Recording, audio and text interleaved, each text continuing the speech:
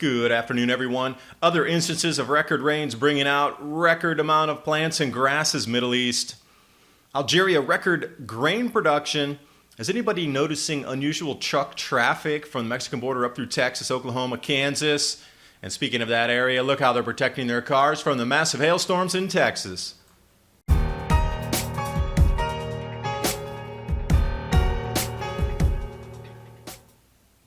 Going to bring you over here, Ryan Maue showing us 10 to 20 degrees Fahrenheit below normal temperatures, Middle East. This has been the name of the game. Rains, record rains, grasses, locusts. And here we are again. Winter rain brings rare April bloom, Mt Tabor. Usually dry space, but blooming at an abnormal time of the year and exceptional amounts of grass and flowers. Now where is this area that's usually dry? Oh, right here. Sandwiching that cluster, Israel, West Bank, and Jordan. And then right off the headlines, Lebanon, record snow and hail damage, crops, roads blocked. Who would have imagined that at almost May? Algeria, record grain production due to the amount of increased rains. Northern Africa, we see the Sahel as well starting to green, but a lot of locusts now this year because of that. But record production, no less. Take a look at the farming practices here, as well as what the fields look like ready to harvest. And with this type of rainfall, you're definitely looking at something in a more powerful cycle than a 400-year cyclicity. Probably something around the 2,000-year range for the deserts to bloom again, maybe 3,600 years. And a quick break from our sponsor here, My Patriot Supply, long-term food storage. Speaking of the record grain production in Algeria, a lot of the rest of the world is coming into exceedingly low production. This is one area on the planet that's actually increasing yields. Northern Africa, other places in North America, Canada, Australia, Russia, down, down, down. How prepared are you with emergency food supplies? My Patriot Supply / prepare with ADAPT 2030. Things that you need to store food for a longer period of time, as well as ready-made meal packs. Pour, go, and eat. And remember, every single purchase helps keep ADAPT 2030 on the air and independent to bring you information just like this. The link is in the description box below the video.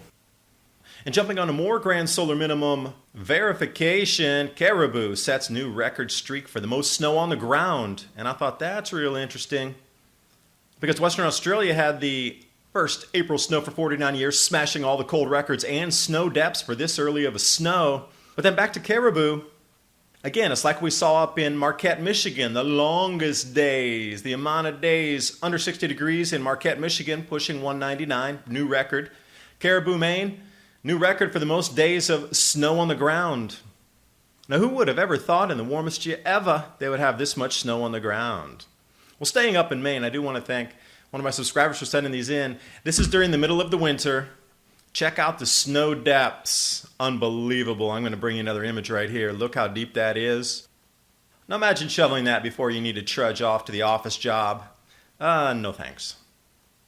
Now speaking of transportation, I'm getting a few messages here, there, and everywhere about unusual semi-tractor trailer numbers, traffic, up through Texas, from the Mexican border all the way to Kansas, and along that corridor there. If anybody else is seeing some of the same, please send a note in. It seems to be centered around I-35.